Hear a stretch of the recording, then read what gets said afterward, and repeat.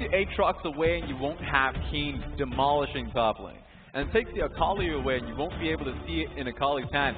This is surprising as we are in match point and we have Peanut coming in for Score. Yeah, Score stepping out, the most dominant jungler of the entire tournament, and Peanut stepping in, someone who's played a bit more loose, a little bit more reckless with the roster. He almost seems to run counter to the style that Team Korea likes to, that control, that patience, but Peanut could be exactly what they need to match MLXG and actually bring the game back to China. Funny enough, last game when I saw Score pick up the Olaf and get in the lead and the team was playing around him, I thought, what would happen if you put Peanut in the same situation? Someone who wants to get that lead and then barrel it on forward. That answers it. They want Peanut to come in and now try and clash heads with Team China in these team fights. That mid-jungle is something we've been talking about here for the entire series, but in Game 3, it's by completely abandoning the mid lane and leaving Xie on that Kassadin that China are able to take an advantage and instead focusing on that bottom lane. But if they try to make that investment once again against a player like Peanut, then that could be a much riskier gambit because Peanut will not hesitate to dive, but we've gotten into picks and bans. It's match point between Team China and Team Korea. I want to see what we do with Peanut here. Leave the Olaf open, get himself the pick. They are on red side this time round. First time we get to see Korea now go for this flexing pick. So we get to see Peanut get his priority matchup. And it's from the blue side. Team China, again, with the double Aatrox Akali ban. They did the same thing with the blue side Aatrox previously, but again, the Camille taken away from MLXG. It's such a strong enabler. Now, last time, it was the Ryze ban and a Varus in the match before that. What do Team China try to take away here? Usually, this just points out what they're trying to prioritize. It's not going to be the mid lane. It's not going to be the top lane. They could go Ryze for the mid lane, but I think the Varus is something now Korea has to ban out. Varus is going to be the go-to that Uzi picks himself up. And there's that Vel'Koz ban as the youngest esports fan ever in the arena. Truly cheering on their home region, but this is leaving up the Alistar. This is leaving up the Galio. This is leaving up the Varus. There are so many strong picks, and China can only take one here. Even the Ryze is still open. And the Galio, first pick blue side from Team China. We've been seeing it get banned out throughout the series, and it's going to be China. Xie now on the pick. It's going to be fun to see what he can do with it. But now begs the question, you're talking about Alistar, I don't think it comes back into this. They want to see the specific matchup between Ali and the Rakan. Now that's gone. Varus now picked up by Korea. I want to see if China now goes towards lower range AD carries. The Kai'Sa comes to mind, and try to just dive into the back line and just enable the matchup bot lane. And now we've got the Varus first pick for Ruler once again with 10 seconds on the clock. They might try to prioritize that bottom lane with that support, the Olaf that you mentioned. But it's a Tahm Kench. It's a safe and defensive bottom lane. And it seems like we've had a complete reversal throughout this draft phase. Team Korea prioritizing their bottom lane. Team China prioritizing their mid lane. Just wants the safety. Ordinarily, you'd get the AD carry, but wouldn't go for the support because you can go either towards the Braum or the Tahm Kench. But you can see the mentality of Ruler and Core JJ consistently getting dived bot lane. They don't want that to happen any longer, and Tahm Kench would make it a little bit easier for them. So we see the Xayah picked up by Uzi, getting MVP in that Game 3 victory for Team China. Will he have a similar performance going into this Game 4, into this match point? As Gragas is now the pickup once again for MLXG. They're showing a similar strategy, but this time it's without the scaling assurance of a Kassadin in the mid lane. It's with the support of Xie, so they might even be doubling down on it. Yeah, I think the Olaf just comes out right now. You're getting to a point, oh, doesn't? I think you should ban it now. One of the greatest strengths of Olaf against this composition is, you know, the Xayah has the CC that she can constantly throw out with her feathers. Gragas himself as well. The taunt from Galio, all ignored based off the ulti that the jungle pick would have for Peanut. Now we have another Ornn ban away from Team China. That has been a huge enabler in these fights, setting up with the long-range calls of the Forge God for Team China. Taking that away is a huge step forward for Team Korea. Now we've got to look to see if that Alistar goes through. There's the Trundle that you just mentioned, but Olaf is still an option for Peanut if he wants to try to go aggressive against MLXG. But let's see what Korea tried to ban away. They know what their mid lane matchup is going to be, that Orianna versus Galio. And there's the Alistar. There we go. I mean, they just don't want to see that extra layer of engage there. But now the real question for China is, do they ban the Kindred or do they ban the Olaf? Two reasonable picks here. Kindred. Okay. And a Kindred, yeah. Banned away now from Team Korea. So let's see if we get that Olaf right here. Saving that counter pick for Keen in the top lane. Once again, as the gangplank is still open, though, we might have a chance to see China let me take it himself. Just know that the jungle matchup is already known. Peanut knows he's going up against the Gragas. It's a possibility that Let Me picks it up himself, just throwing it out there. But regardless of that, Olaf comes in through. Peanut is confident with this one. As you said, how different would the game be if you were willing to dive with that Olaf instead of just pressure the lanes themselves? But even that dive is going to be risky against a Xayah, against a Galio, and now Let Me gets the chance to pick himself something safe up top if he wants to try to match this. Is he going to look for more engage for Team China? Oh! As MLXG, it's actually going to be Gragas to Ming in the bottom lane, and MLXG going mano a mano versus Peanut. We'll have to see where the Gragas goes, but the Lee Sin is monumental. That MLXG just goes back onto the pick. That's really what he's made his name off domestically. So he knows that he has the backing of the Galio pick. Gnar is the go-to. I know that when Let Me is pushed, shoved into a corner, he goes towards something a little bit more facilitating. Technically, Gnar can do both, team fight and split push, but it's a blind pick Gnar. So you know that Keen put in this situation. Try and match it. Here we go. And with that final gangplank lock-in, we have what could be our final team comps for the 2018 Asian Games Esports Demonstration event. It is match point, and China are in the lead. And with MLXG taking the confidence pick in Lee Sin, a surprise flex sending Gragas down bottom.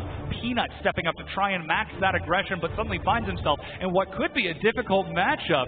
Team Korea backs against the wall. Can they fight their way out of this one? They were undefeated in group stage, and now they found their first two losses to Team China. This is insane. Usually when you're put into a corner like this, mentality is key, and keeping score on the lineup would be the go-to. But Peanut, fresh mind, hasn't played throughout the series. Maybe he has something in mind, as the coaches will shake hands. This could be the last time of the entire series as they make their way backstage, and we prepare to load onto the Rift. The People's Republic of China taking some unexpected victories over Team Korea. They just need one more to close out the series, whereas the Team Korea fans, the Republic of Korea, sending the best of the best to the stage and finding themselves worthy opponents in Team China. But with all of that out of the way, all of the preamble gone, it's time to get into this. 10 players will load onto the Rift and only 5 will leave, as it's Team China taking on Team Korea. Fans have gone through it. I just want to see the Lee Sin pick fly. Come on, MLXG, show me what you've got. What's it going to be? That carry MLXG performance? Or are we going to see something else as we load onto the Rift for the deciding match of this best of 5?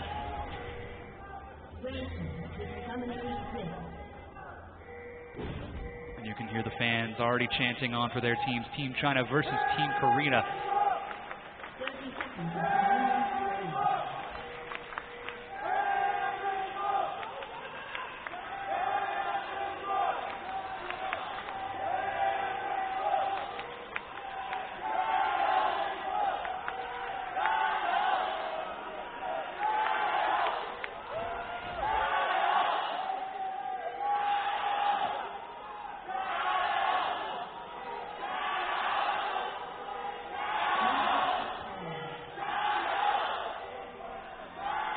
Baker forced to step back. The flash! And already a flash cleanse. 2 games in a row, Ming makes the play happen, gets the flash onto Ruler last one. This time gets both summoners on Faker. Not how you want to start game 3. 4. Close enough. Yes. Match point. What could be the 3rd victory for Team China, but they're already looking to control that mid lane. MLXG taking Lee Sin into the jungle. Peanut taking that Olaf to try and match it. He gets a leashless start and turns towards red. Here's what's key about this jungle matchup. The reason why we don't get to see a lot of Lee Sin's out there. It's because the matchups are just bad. You're an electrocute jungler going up against what seems like an Olaf.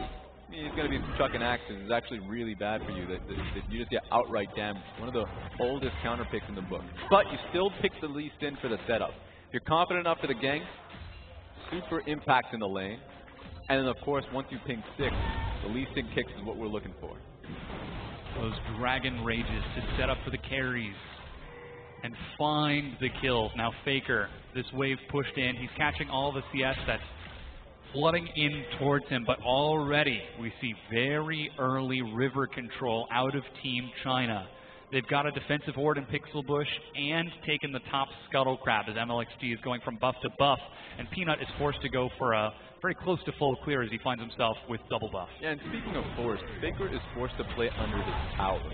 He knows that going up against a Lee Sin, one thing Lee Sin has in mind is to make the ganks happen, and the taunt that is available for CA makes it all the easier to go up against the flashless, cleanseless Orianna. A very scary matchup, but the cleanse is already half duration to coming back, so not quite as much threat for Faker. If he can only hold out for just a few more waves, he should be fine. But Let Me finally has himself a favorable matchup in the top lane against Keen's gangplank. You can see Keen is setting up to keep himself safe from any dive, places a ward on the Krug camp to make sure that there's no chance MLXG appears. And still the information game bounces between the two teams. Yeah, and those wards are really crucial. Know that Gnar has a lot of masteries he can go towards. Going towards Airy just means that I want trades. The trades that he gets, long range, throwing out the boomerang, really converts into a dive. And so MLXG, if he gets it, it's available for him, he will look for it. So, if not to get the kill, to force GP from taking the massive wave, at least he gets this one. You always have to keep in mind on how this matchup goes for Keen. He has brought Peanut back towards that top side of the map. His first recall is completed. Peanut's got himself the boots to synergize with that Predator and a Ruby Crystal for some more sustain as Xie teleports back into the mid lane and the waves bounce out. Finally, Ruler gets himself a safe lane down in this bottom half of the map as even MLXG is sitting in Tribush just to pull the attention, and he will be spotted out by a ward though. When you're going up against Suzy and Ming, I don't know if you ever get yourself a Saint lane. I'm sure you have the Tom Kench, so that's what makes sense for it to happen. The exhaust to follow too. Remember, that's exhaust versus ignite from both supports. So you can already tell the mentality behind both these matchups. But CoreJJ and Ruler still have to be aware, get the wards down so MLXG cannot impact it. Now Ming steps up to look for vision onto Peanut. They want to know where that Olaf is going. He's trying to dodge the vision that was placed on Gromp. I don't think the Scryer's Bloom spotted him as there were no pings onto him, and he's heading down for a lane gank towards the bottom lane. That's the flaw onto Ming. Flash. Ming trying to set up for some more damage, but the Predator. Peanut's racing up. Devourer is ready. Ming is the target.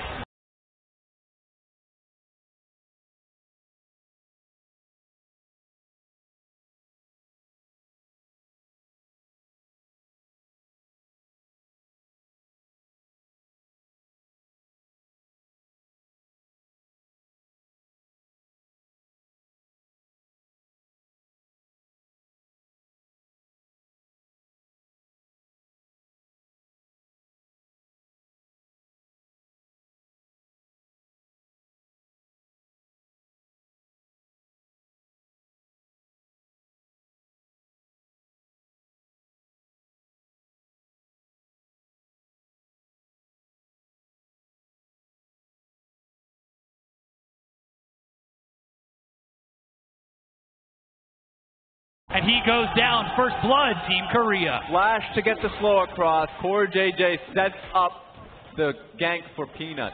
Well done. Kill's gone across now. LXG now setting up for a gank top. Uses the ward hop to close the gap. Sonic Wave is ready. He tries to bait out the flash, but it's held onto. Keen does not flinch. He holds his ground and escapes with his life. Incredibly well focused from Keen. Keen just recognized he needed to wait for the reaction on Q. So this is where it all started.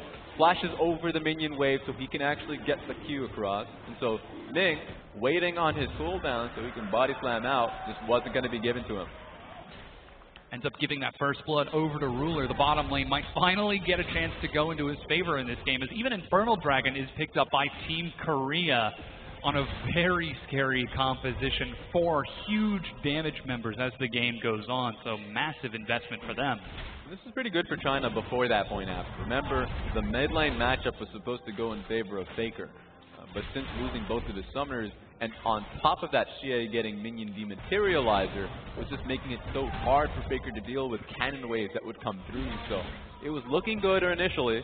Mid lane and bottom lane were pushing, but now Korea found themselves a foothold in the bottom lane. It's opening up to a 600 gold advantage, and we'll keep an eye on how that bottom lane goes, as it's a BF sword start from Uzi against the Bilgewater Cutlass for Ruler. And he just needs a little bit more gold, as that's the body slam. CoreJJ not back out of lane in time, and Ruler will take some damage, but again, he's got that Cutlass, so we'll get some lifesteal to heal himself back up. This wave is pushing in, and MLXG is on the bottom half of the map. Plus, Xie has picked up level 6, so we could see a potential dive if Team China were thinking about it, or they might just try to reset the wave and gain control over the bottom half of the map. It's a good way for Ming to play out the laning phase. Getting the chunk down means that you're right, you have Bilgewater Cutlass, you can play to just sustain, but you were already in an aggressive standpoint. Now you're looking to play at a range so you can heal up and throw your Qs so you can get the minions across, rather than trying to get the trade on towards Uzi. Now we do see Uzi still pushing this wave up, using those feathers to try and clear out that minion wave as quick as he can, and still just patrolling back and forth. He's actually brought MLXG out of the jungle. There is a Scuttle Crab just expiring and a Control Orb, but another in the Pixel Brush. Ming now looks like he's about to be spotted by that Control Ward, and they're just going for a blue steal as Faker is caught recalling. It's a small jab from Team China, but it does deny that wave clear to Faker in the mid lane, which could open up Xie to move around in just a few minutes. You would expect Korea to know this is happening now that they've brought their bottom lane to the play. You can see that MLXG would likely go to secure the blue buff of his own in the opposite end.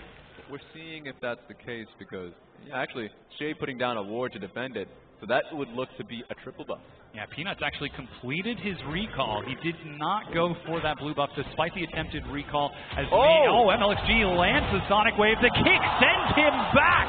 CoreJJ gets pulled and snared. That's the Cannon Barrage. Ruler's out the front, and Ming eats some damage, tries to soak it up. Another Sonic Wave, but the Chains of Corruption does so much, and MLXG decides not to follow. Uzi chases it down, nearly has the damage and finds the kill under the turret. But here comes Peanut. Teleport coming in as it's an all-out brawl. Level up from Ming. He finds the cat. CoreJJ goes low. Uzi finds himself the double but dies. Gifts over the kill to Peanut, and it is 3-2 in favor of Team Korea. But he risked it all to get that double kill, and this is a massive wave now being denied against the Varus. So mission complete for Team China. Get the advantage on towards Uzi, and he netted it for himself. With everything on the line, match point, and one game still to lose, he decides to flash under the turret. Comes up with the double kill, but ends up giving another 2 over. 1 to Peanut, I believe that's actually 2 now to Peanut. And MLXG, he's not done yet. Fancy feet Faker. You don't need sums, you don't need to blow him at all. As long as you got the movement speed there, uses his command distance and W to be able to just give him the extra movement speed to duck out of there, duck out of cover. Now he's moving along here. Yeah, they're going to claim control over this bottom half of the jungle from Team China as blue buff is passed over to Xie. Oh, yeah, Ming does not, or sorry, MLXG does not take it. And sending Xie back towards this mid lane. But now as we get towards this 10-minute mark, we're seeing Peanut start to step up. And you said 2 kills on score versus 2 kills on Peanut. What would you rather see as we get to see this play again? There we have it. 2-for-1 special, kicks him into the back line. But this is the value you have out of Tom Kent. You try and focus him down. Not only did he get the shield here, but it actually came back off cooldown to try to get him again. But you're right. 2-for-1 special. They just go for the kill. So Uzi commits, has the tower aggro, tries to go for the Tom Kench as well, so there we have it. We didn't get to see the full play because it was a very long one. It was. But Peanut has 2 kills now, and that's the primary strength Korea now has. Now we see a Rift Herald attempting to be taken by MLXG as she follows him deep into the jungle. You ain't going nowhere. Gives him a pat on the back as he makes his way out, but Peanut, like we said, this is the difference between the two. It was 2 kills on score in Game 3, and he wasn't able to affect his lanes. Now, Peanut has the 2 kills on the same champion. Can he do what Score could not? Well, first time around, you actually saw the answer to that, which was when he just had a lane dive directly towards Ming. Now he's going to do it again. I mean, the pressure's already there. Why not have a second shot at it? They've already set up the control ward, though there is a defensive ward on Tribush that might spot Peanut if he steps too close to the lane. He's looking for mid, but Xie is playing so close. Good shockwave. Catches him in midair. That's the Ragnarok. Xie goes low. Peanut decides not to go under the turret as MLXG follows it up. The chilling smite, but that cannon barrage, Abyssal Voyage, gets Core JJ back in. He was threatening for the ward hop kick, so you have to flash off with your faker. You can see it in his eyes. Didn't happen. But you can see it. That's the difference between Score and Peanut. He was looking for these plays, and he's relentless. Get away from that wave, buddy. Xie still flirting with danger. That Sonic Wave misses. Peanut's not very tanky, but they're trying to deny Faker these minions while Peanut is trying to hold them. The wave pushes back in, and Peanut does pull it to the side to buy a little bit of time, so Faker won't miss too much, but this is a recall opportunity for Xie, and still, we're seeing a CS advantage for Let Me up top as he's pushing constantly into Keen. This should equalize with his wave, and bottom lane is still in favor of Uzi with that kill advantage. There we have it. Now Peanut, of course, the base coming down. He's going to be looking to try and defend this internal dragon. Flash Smite is ready for Peanut. He's got no Ragnarok. Core JJ sees this. Smite secure. Team China are forced to back out. Ming's over the wall. Ward Hop gets him to safety. Peanut decides not to follow up. With Korea pressing forward, they're pressing forward in multiple directions. Xie has found Faker once again under the turret. They're fighting over the Raptor camp now. Uzi trying to clear it out, but Peanut will get the secure with a Smite and that Ragnarok. I think the benefit of that is that they denied Korea from having double Infernal. But look at the situation they're currently in. Galio probably needs a base for himself, but he's getting constantly pressured under tower. This is the Faker special. Push him in and let it rip on the tower. Tower's getting chipped down a little bit constantly just based off the matchup alone. You can't keep Faker here unscathed. You have to do something. If he's allowed to keep pressing, eventually that turret will fall, and we know what this Orianna can do. He's being passed over this blue buff now as it respawns, finally able to get the buff for himself. As Xie heads back into the mid lane, MLXG is on the prowl. He steps up the shockwave, pulls it in! That's a bait, but there goes Xie. He's forced to back out of this. The Predator, the slow, but Ragnarok means Peanut's able to soak some of this. It falls off just in time for Ming's cast as Xie heads back to his turret. Layered on top of Orianna's damage, Peanut just destroys him. That was such a good follow-up. I mean, there was no way for him to respond. No flash, no reaction, hop, nothing you can do in that situation. He was gone. And again, we see the trade-off. Winds of War trying to clear out the minion wave, but Team Korea are pushing off the back of Faker's pressure. They're getting more and more damage onto this turret. Luckily, Ming completes the rotation from bottom to defend it. It is still standing for Team China, but here we get to see it again through the control ward. So you see him coming through the control ward, as you mentioned. He peeks his head out there, walks up. Look at that. That's just truth. I mean, true lockdown CC, nothing he could do after that. He was already dead by the time the CC from the Orianna ulti actually came in. Yeah, no hesitation from Faker. He sees his opportunity and he takes it. That's what makes him such a good player, because he is so decisive. Now Rift Herald being started off by MLXG. Peanut once again spots this out. As he's looking to collapse around from the side, Xie looks to zone him. There is no Ragnarok from Peanut, but he's nearly got his smite back up. Doesn't have much mana to him, so I wouldn't really look for a longer engage from Peanut. Team Korea actually collapse on the pit. They bring Core JJ and Ruler, even getting a teleport out from Keen as Let Me close to Mega. Not sure if he wants this fight. Keen completes it. Shockwave pulls MLXG in. He's dead again to Faker. 5-2 for Team Korea, and they take the Rift Herald. Ming and Uzi were stuck at base. They were coming. They were going to be there in about 30 seconds, but they didn't have 30 seconds. The play happens. MLXG tries to go for a steal, but of course it's going to get picked out by the shockwave. And no hesitation from Korea. They drop Rift Herald in the mid lane. This charge should be enough to break it down. Mid-tier 1 falls. A lot more fiery out of the Korean roster now with the Peanuts in here. You give him 2 kills, and he just keeps going. I love the fact that we're seeing a completely different game now that they brought in Peanut. Much more aggressive play. is opening up the map. Now Faker is unlocked on this Orianna and free to maneuver around. Peanut synergizing in an unexpected way by collapsing on MLXG's mistakes and forcing him into a bad position, not once but twice in a row. Hey, this was the old SKT duo. Peanut, once upon a time, was across sides from Faker. They get to play once again with each other, and you know what? Unexpectedly, the synergy is back on track. 4 kills from just 2 of them, just combined. The pressure is there. They're doing really well to just completely nullify MLXG, and in this case, GA. And non-stop push out of Faker, using the Shockwave again to keep Xie busy. Uzi, meanwhile, he's finished off his Stormrazor, but he's a far cry away from the kills that he had in Game 3. Same champion, but completely different tale at 2-1-0, as Ruler is actually 22 CS ahead. Despite being down in a kill, he's finished off Blade of the Ruined King, and he's got push pressure onto the bottom tier 1 with Peanut on this half of the map.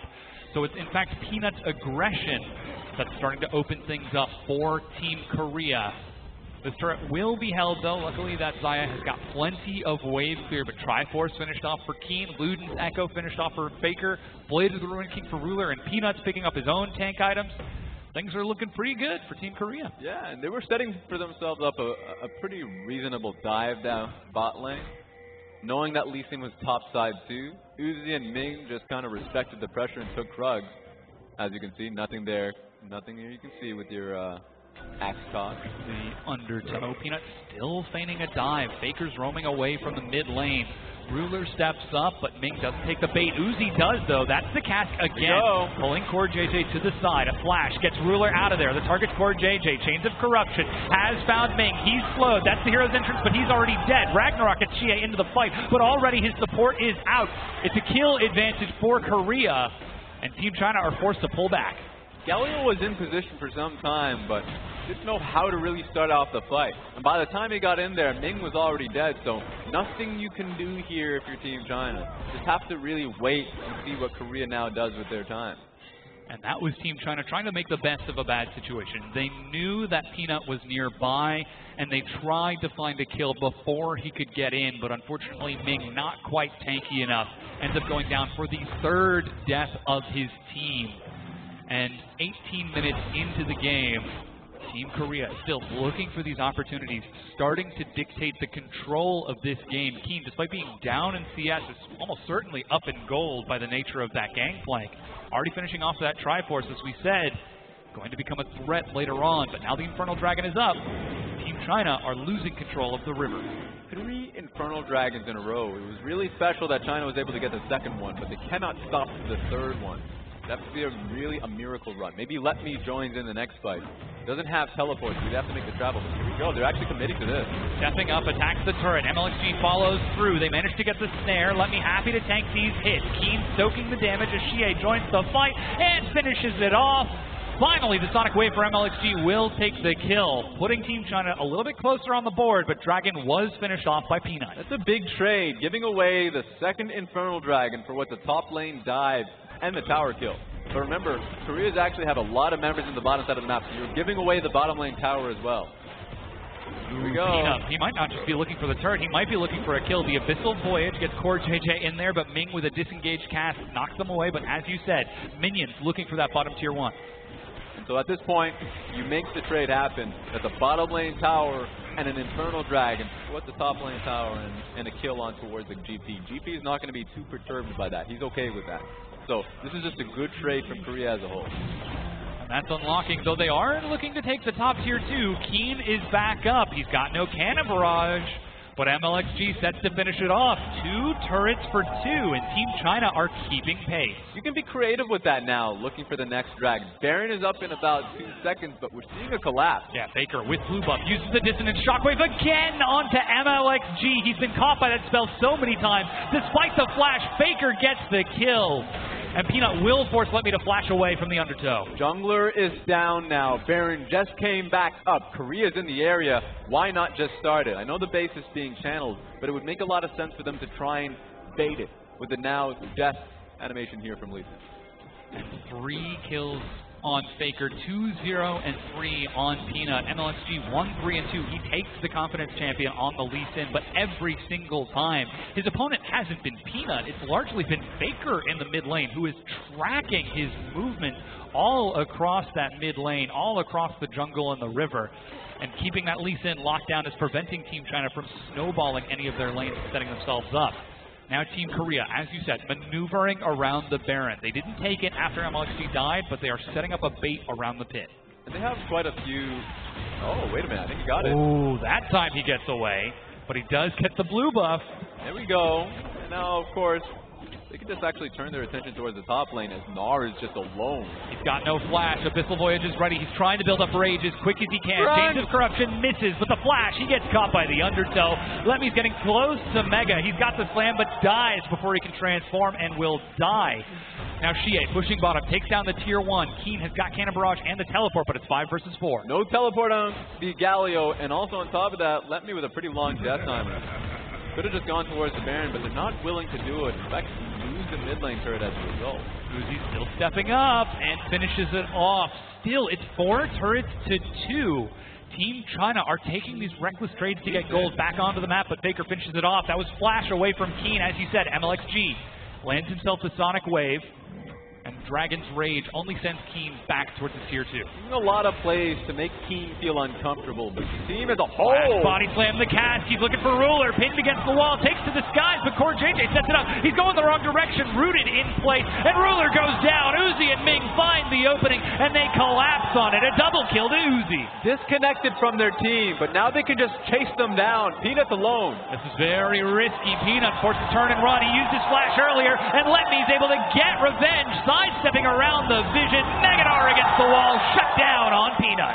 Right next to the Baron buff, too. They've already started it. Team is teleporting in. Faker is behind them. Team China are in the pit, as you said, burning through its health.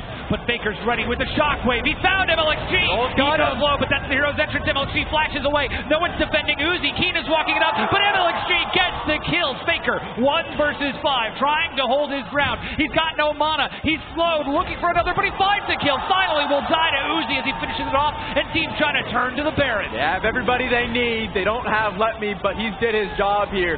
Baron buff for China. 23 minutes into the game, throughout this laning phase, Faker has been putting out a monstrous performance, but collecting themselves as a group, they're able to collapse and find Team Korea. Split up, they find the kills, and now they find control of the game. I just don't know what Korea was doing in the top side. Keen is doing his job. He's getting just blitzed by everybody.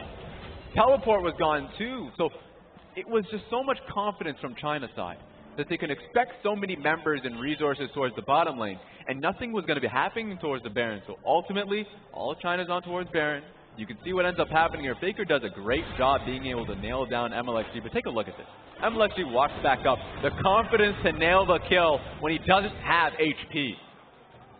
So very close. Faker finally gets the kill onto Let Me in the end, but Uzi with the flash auto from Stormrazers locks it down. Now Baron for Team China. All of those turrets that they've been trading earlier are about to pay off as they're pushing up to the tier 2. Peanut low. He's rooted to Ragnarok, and he walks away with his life.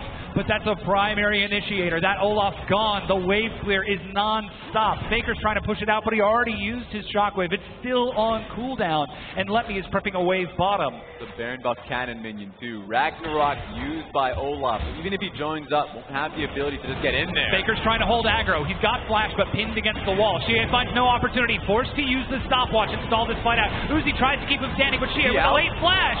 He escapes, but dies at the last second.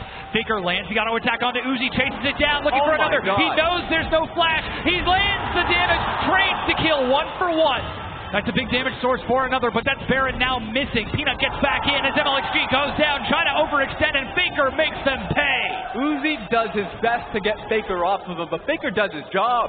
4 members down. Here we go now. Gonna get more than this. Ming drops the barrel roll to try and clear out the minions, but what was an advantage for Team China swings back to Team Korea. They break down the mid-tier 2, bringing it to 5 turrets to 4. And the Abyssal Voyage towards this 3rd dragon, this last elemental drake, or second to last elemental drake for Team Korea.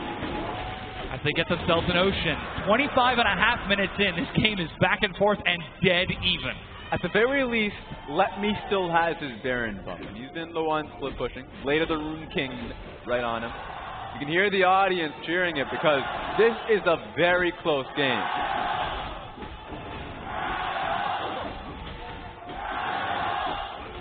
Non-stop cheering for this gold medal match. Game point for Team China if they close it out here. And everyone is on the edge of their seat as to how this is going to shake out. Blue buff now being taken by Xie as once again Team China playing around the map, trying to deny the vision that Peanut needs to use if he wants to look for a flank to chase someone down. And that's the case here. Even though the fight went in towards Korea's favor, Baron buff is still there from the Gnar. He's already hiding and now going back towards the bottom lane. Pressure is still there because Ming is holding the mid lane with Baron too, so it's not completely gone. It was a great defensive measure from Korea, but you have to try a second time. They need to be able to break the inhibitor line of Team China to really lock down map control. As you said, you can see that 1-3-1 control from the Galio and Gnar. Splitting open the map. Uzi at 6-2-1. He's at 3 items with a Vamp Scepter. Doesn't have his QSS yet, so there still is some opportunity for Ruler to lock him down. But he's been playing so well this entire series and constantly controlling these waves, constantly keeping Team Korea on the defensive has been the recipe for success for Team China in this best of 5. And much like how that last fight ended, it really does feel like it's Uzi versus Faker. Faker's last couple team fights have just been insane. And even though the last Baron fight still ended with China taking the Baron, Faker still got a kill off of it. So he's 6-2-2 at this point. 3 items and a half if you just point out the fact that he has the boot and the soft Oh, they find the cast. Ruler forced to flash away, and Core JJ with the save. Faker's over the wall, but the tier 2 falls. Lands the dissonance, but Xie continues to zone him off. Team China, they push the wave all the way up to the inhibitor turret, finding an opening without the Baron buff. Too much range here with the Orianna.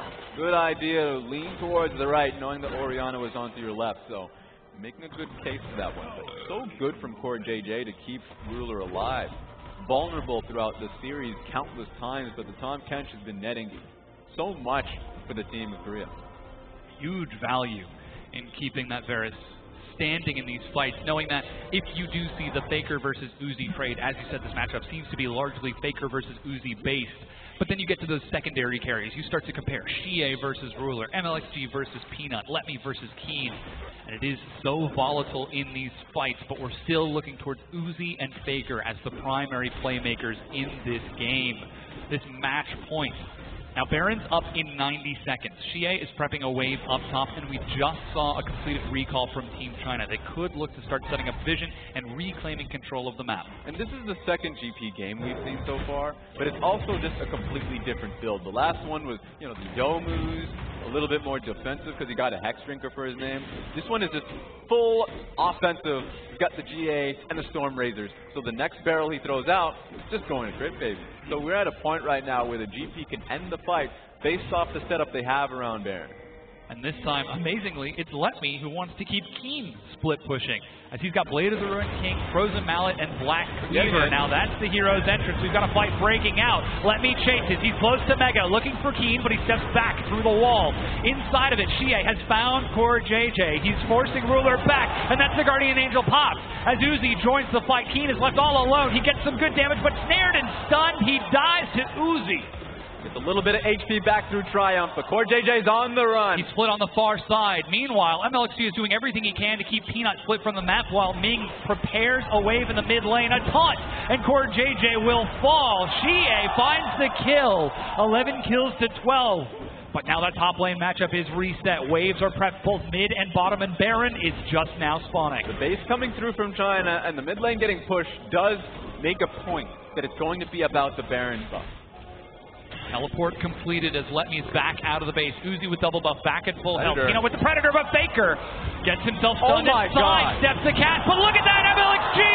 He finds the kick, and he finds Faker. With Faker gone, it's all up to Peanut to prevent this Baron, but Team China are racing towards the pit. You can only sidestep so much, Faker. It's a point and click that gets you. Now they're on Baron, and there's nothing here to stop Team China. Team Korea back up to their base. 12 kills to 12. 31 minutes in. Match point. And Team China have the Baron. Kills are even, but the situation is completely tilted towards China. And they have great split push with the Nard too, so he's going to say Jayo. He's going to move towards the bottom side of the map. Oh yeah. And listen to the energy in this arena. It is electric as Team China are looking to close this game out. Dragons up in 30 seconds. You can see they're making their way over to the pit to deny Team Korea from getting that fourth elemental dragon, or perhaps even just setting up their side waves to try and look for a 1-3-1, because now Team Korea are forced to be defensive. Now they're the team that are forced to sit on the high ground and absorb Team China's pressure. And this is when you start taking stock of timers. Guardian Angel down from GP is something you should look towards, because it was easier diving him last time. It's going to be so much easier now if you just group on towards this massive wave piling in towards the bottom lane. Uzi brings the wave forward. MLXG zoning off, trying to keep this ward vision denied. Abyssal Voyage as Faker is forced to back away. Xie and Let Me pushing this wave in with everything they've got, but that leaves bottom undefended. Yeah, 3 members top lane, and Galio can easily help out there. Here we go. That's an inhibitor down for free. And they're still continuing to push. MLXG clears out a wave alongside Let Me to prep it forward. Ming is defending Uzi as he brings him towards the middle inhibitor turret, but Team Korea, they're trying to set up top. Ming steps up, still holding on to the cask. Where they have to draw the line. The Baron up bottom lane. Massive minions are actually moving towards the bottom lane, so it's all going to happen mid. Peanuts acting as a human wall to soak this damage onto the turret, but Uzi avoids it completely, walks under turret to push in. The Vamp Scepter more than happy to pay off in that sustain, but now they still need to defend. This is big. The bottom lane wave is actually fairly slow. It's slow pushing now, so they can actually time it well with this mid lane push. Someone's going to have to deal with the bottom lane minion creeps, but if they do, that inhibitor mid lane's going down. MLXG preps the wave. Xie takes a hit as Uzi brings the wave forward. Caught by the chains of corruption, but a cleanse gets him out. That's a big ultimate now gone. Uzi still looking for some hits, but no chase from Team Korea. Uzi, he has no flash, he has no heal. That's the Predator. They're racing towards the top lane as Let Me is running for his life, but instead Peanut just walks up to clear the wave. That's 2 big cooldowns now missing. He so far is doing a good enough job holding the game firm, but it's always just that one play that you have to watch out for. Slowly but surely, the mid-tier 1 is falling. Xie preps the wave. He gets good damage onto Faker, but with Baron buff on the super minions, MLXG bringing wave after wave. They're able to chunk it down, hit after hit. Uzi's at very low health right now, needs to heal up off of this wave if they want to continue to siege, because the Baron buff is going to fade off within the next 30 seconds. Yeah, he has the life steal. He should be fine. My worry is towards Peanut to actually have to go back to base. He found a good window now, but he's back on the map. Next wave's about to pile in. This could be... Oh my God! Faker in the mid lane. They dive! And Team China are trying to end the series right here. That's a massive damage source missing. The inhibitor goes down. Baron is about to wear off, but they've still got super minions. 5 versus 4. Can Korea hold their ground? This ain't gonna cut it. That was a massive pickoff towards Faker. This game's gonna end here. Uzi still stepping up onto the Nexus turrets. The first one falls as the minion wave is cleared. He's not backing down. He wants the golden year as he's trying to step up to this final Nexus turret. The Baron wears off and they have to back away. This series is not over yet. Surprising. Xie took a lot of damage on that run. So even though Uzi could have waited for the next wave, healed up, would have went for the decisive blow. They called it too risky. Too much poke coming through from the GP. And you could just hear the sigh of relief from the audience. This game is so close to being over, but it's not done just yet. I am super thankful the game didn't end there. I just wanted to see the replay of how that decisive pick was made. Well, now you get your wish, Raz. As in the top side, follow Faker's Faker. at half health. Ming over the wall. Real. Ming getting the crucial pick with that cast toss.